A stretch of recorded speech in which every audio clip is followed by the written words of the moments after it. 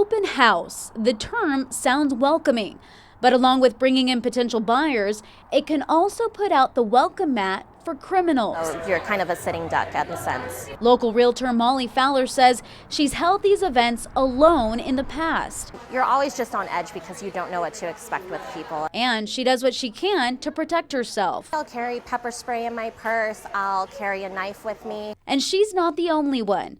According to the National Association of Realtors 2019 Safety Report, 33% of agents said they experienced a situation that made them fear for their personal safety, and 44% carry some type of weapon with them on the job, pepper spray being the most common for women, guns topping the list for men. Don't allow yourself to become a victim. Captain Rader with the Las Vegas Metropolitan Police Department says your first line of defense does not have to be a weapon. If you take the time and you put the preparation work in beforehand, you can avoid a lot of problems down the road. Captain Rader says the buddy system is an effective way to thwart off a potential attacker. Anytime you can do something in numbers is always very important. He says the homeowner is another key to your safety during an open house or showing.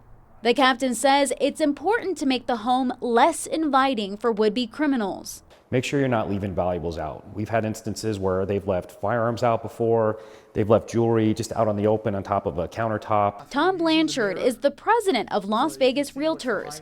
He says there are many things you can do to ensure your safety, like asking for identification from clients or always making sure you're closest to the door. Blanchard says taking precautions like these could have prevented a recent burglary in Summerlin. Holding an open house for any realtor can be a little bit iffy because you just don't know who's coming in through the door. Earlier this month, a realtor hosting an open house near Wallapai and Sunset let a group of teens in. While two of them distracted her, the others cased the master bedroom. Thankfully, no one was hurt, but it's put many in the industry on edge. If we're not prepared, it can be a very unfortunate situation. Celeste Harvey is a mortgage loan officer. Whenever I do an open house with a real estate agent, we're usually in pairs. Celeste says it can be scary meeting people you don't know in an unfamiliar place. That's why she's organized a self-defense class just for realtors. It works! Let's try it one more time. I just want people to realize that no matter how big or how small you are, if you're a female or a male, you can find yourself in a situation where you need to use basic self-defense skills. So the second someone connects here, I base. At the helm is a Brazilian Jiu-Jitsu world champion. The trick to breaking all grips is very simple. Always go towards the thumb.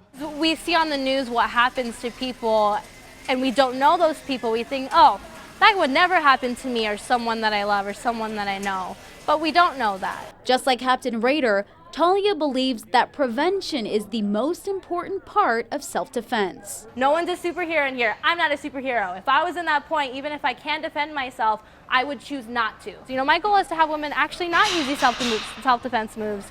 It happens sometimes, and it's good to know them, but the best thing you can do is just prevent them from happening by thinking about the things you can do to prevent it. On the thumb where Yeah, exactly. So if she grabs me with this hand, I'm going this way. Something Molly, everything that I was taught today, I would have done the complete opposite. has taken to heart. Just be alert of your surroundings.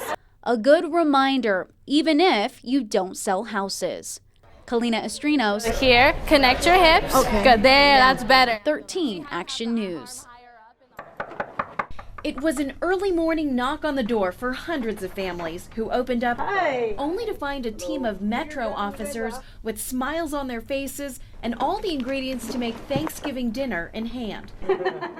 A very welcome visit just days before the holiday. For many of these families, including Michael Parker and his 3 kids, this means they will have a Thanksgiving dinner. So right now, it's just a blessing to come and give us a meal so we can cook, so I'm real appreciative of that. The deliveries are made possible because of the fundraising and donation drive Metro puts on every year.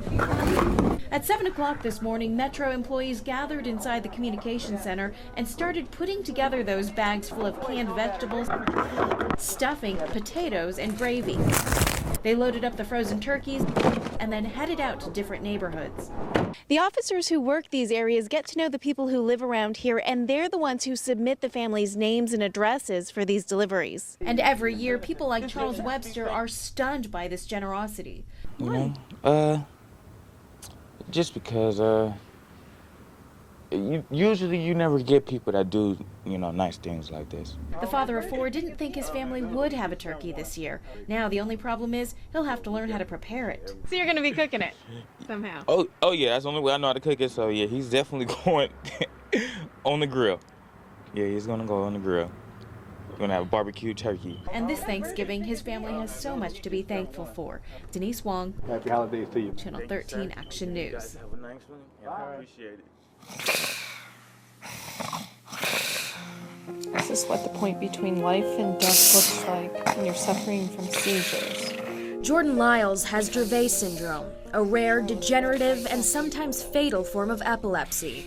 Her mother shared this home video with us to illustrate her daughter's struggle. A lifetime of pharmaceutical drugs and special diets did nothing to spare the 18-year-old from the seizures that left her listless and brain damaged, with the mind of a first grader. On her worst night ever, she had 72 grand mal seizures. That means 5 minutes apart in a 12-hour period. It was horrific. Her mother, Paula, homeschooled Jordan, never leaving her side. I shower with her. I bathe with her. A seizure at any moment could lead to a deadly fall or suffocation. I thought I was going to see her die. And after they'd exhausted every option, more drugs, different combinations, Paula decided to split up her Ohio family and move to Colorado last October for medical marijuana. We grew up, cannabis is bad, drinking's bad, smoking's bad. But it was the story of Charlotte Figi that made her switch gears. And the results were spectacularly successful.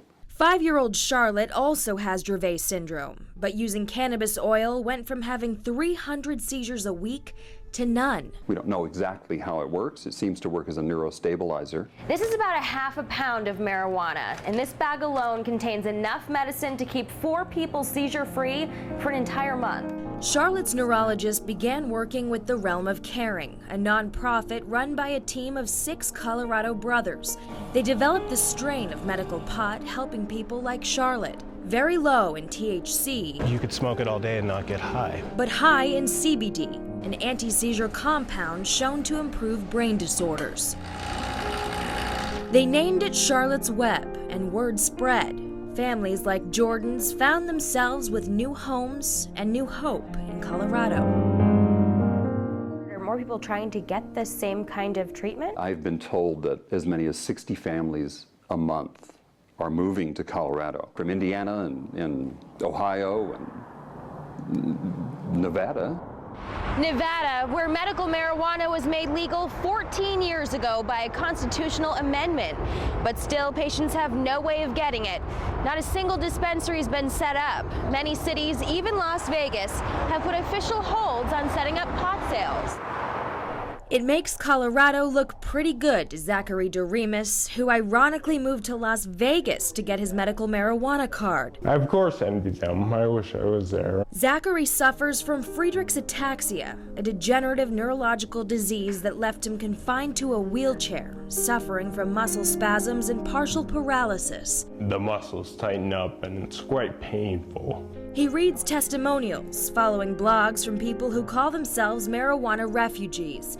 People like Jordan, who've left their homes in other states for a new shot at life. We're happy, she's well, everything I gave up, it's worth it.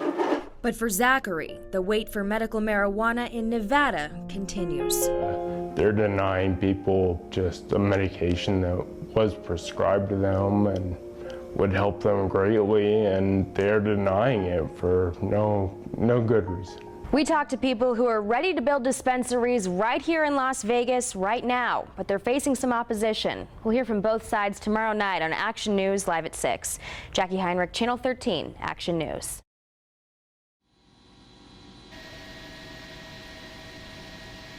So far, fire's not on scene. They're still en route.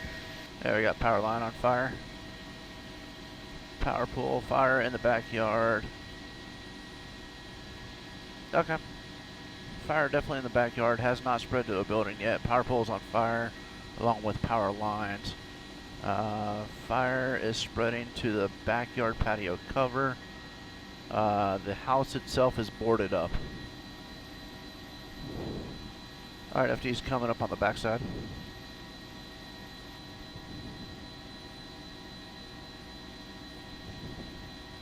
Okay.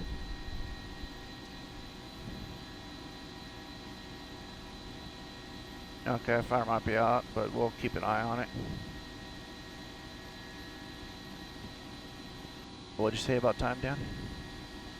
Okay. Yeah. Looks like fire slowly spreading to that patio cover.